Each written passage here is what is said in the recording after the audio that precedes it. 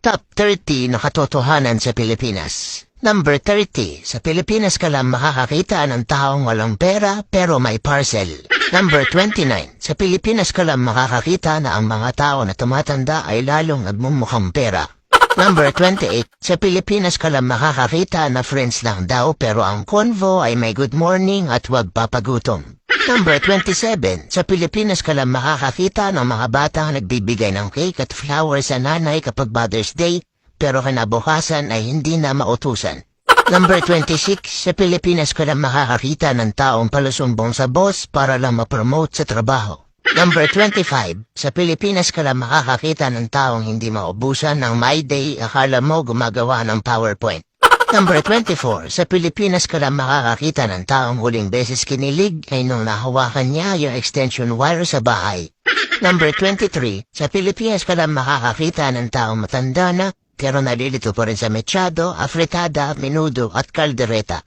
Number 22. Sa Pilipinas ka lang makakakita na kukuha ka ng valid ID pero hahanapan ka muna ng dalawang valid ID.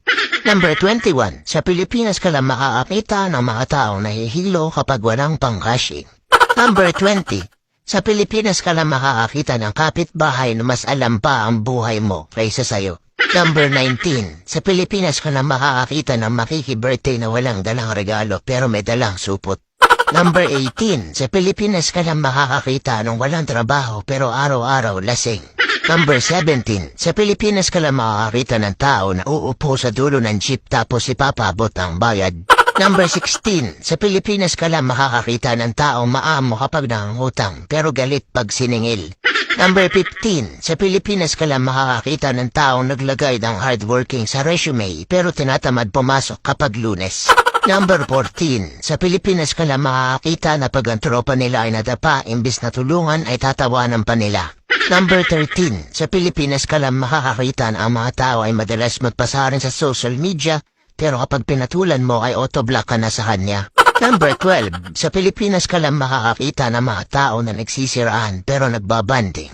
Number 11. Sa Pilipinas ka lang makakakita ng mga babaeng nagpipils kahit nasa abroad ang estero. Number 10. Sa Pilipinas ka lang makakakita na hindi kompleto ang childhood mo kung hindi mo naranasan mahulog sa kanal. Number 9. Sa Pilipinas ka lang makakakita ng mga tao nang hihina kapag hindi nakakarinig ng chismis. Number 8. Sa Pilipinas ka lang makakakita ng mga taong umalis ng bahay nakaakit-akit pero uuwing malagkit. Number 7. Sa Pilipinas ka lang makakakita ng taong nakapamewang kapag tumitikim ng niluluto.